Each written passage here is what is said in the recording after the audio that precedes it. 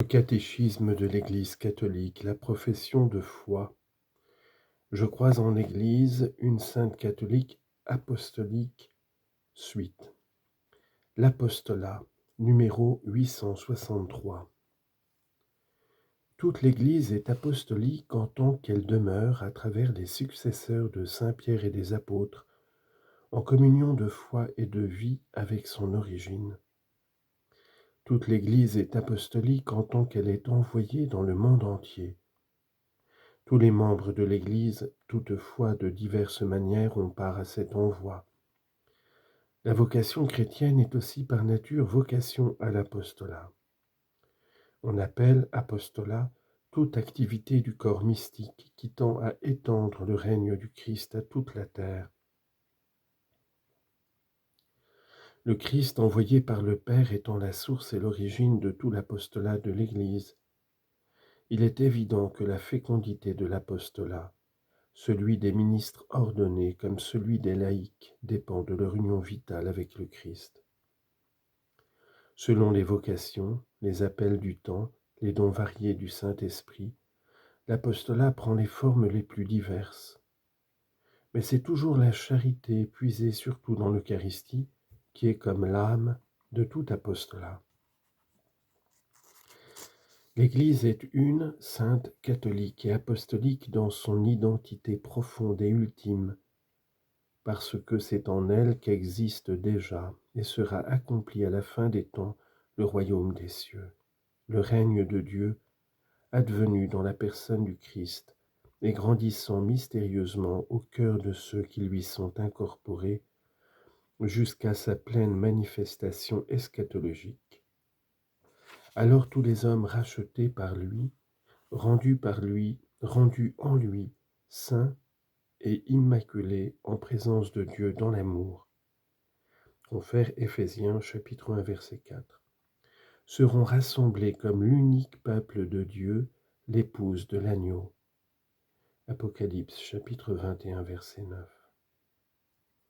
La cité sainte descendant du ciel de chez Dieu avec en elle la gloire de Dieu.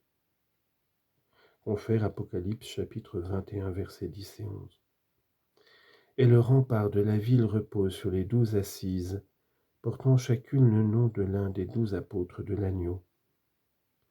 Apocalypse chapitre 21 verset 4.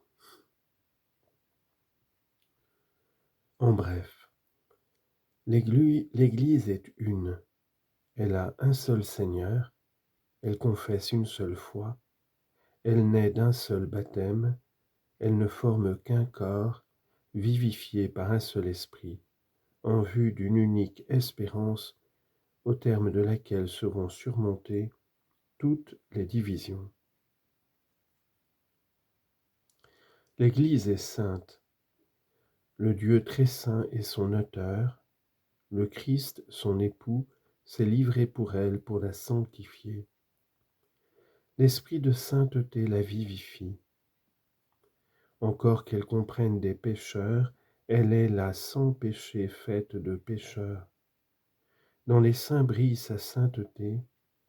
En Marie, elle est déjà la toute sainte. L'Église est catholique. Elle annonce la totalité de la foi. Elle porte en elle et administre la plénitude des moyens de salut.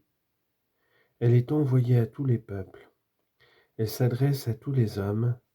Elle embrasse tous les temps. Elle est, de par sa nature même, missionnaire. L'Église est apostolique. Elle est bâtie sur des assises durables. Les 12 apôtres de l'agneau. Elle est indestructible. Confère Matthieu chapitre 16 verset 18. Elle est infailliblement tenue dans la vérité. Le Christ la gouverne par Pierre et les autres apôtres, présents en leurs successeurs, le pape et le collège des évêques. L'unique Église du Christ dont nous professons dans le symbole qu'elle est une, sainte, catholique et apostolique. C'est dans l'Église catholique qu'elle existe, gouvernée par le successeur de Pierre et par les évêques qui sont en communion avec lui, encore que des éléments nombreux de sanctification et de vérité subsistent hors de ces structures. Confère Lumen Gentium, numéro 8. Paragraphe 4. Les fidèles du Christ, hiérarchie, laïque, vie consacrée. Les fidèles du Christ sont ceux qui, en tant qu'incorporés au Christ par le baptême, sont constitués en peuple de Dieu et qui, pour cette raison, participant à leur manière à la fonction sacerdotale, prophétique et royale du Christ, sont appelés à exercer, chacun selon sa condition propre, la mission que Dieu a confiée à l'Église pour qu'elle l'accomplisse dans le monde. Entre tous les fidèles du Christ, du fait de leur régénération dans le Christ, il existe, quant à la dignité et à l'activité, une véritable égalité en vertu de laquelle tous coopèrent à l'édification du corps du Christ, selon la condition et la fonction propre de chacun.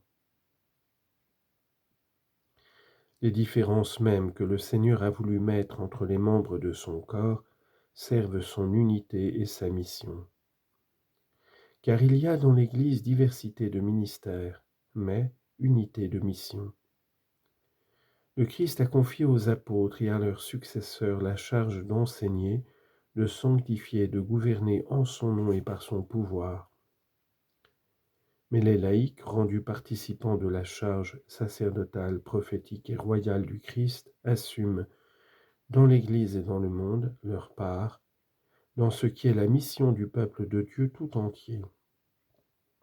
Enfin, il y a des fidèles qui appartiennent à l'une et l'autre catégorie, hiérarchie et laïque, et qui, par la profession des conseils évangéliques, sont consacrés à Dieu et concourent à la mission salvatrice de l'Église à leur manière propre.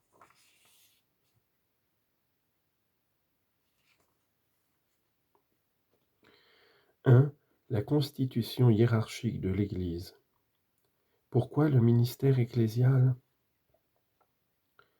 Le Christ est lui-même la source du ministère dans l'Église. Il l'a institué, lui a donné autorité et mission, orientation et finalité. Le Christ Seigneur, pour assurer au peuple de Dieu des pasteurs et les moyens de sa croissance, a institué dans son Église des ministères variés qui tendent au bien de tout le corps. En effet, les ministres qui disposent du pouvoir sacré sont au service de leurs frères pour que tous ceux qui appartiennent au peuple de Dieu parviennent au salut.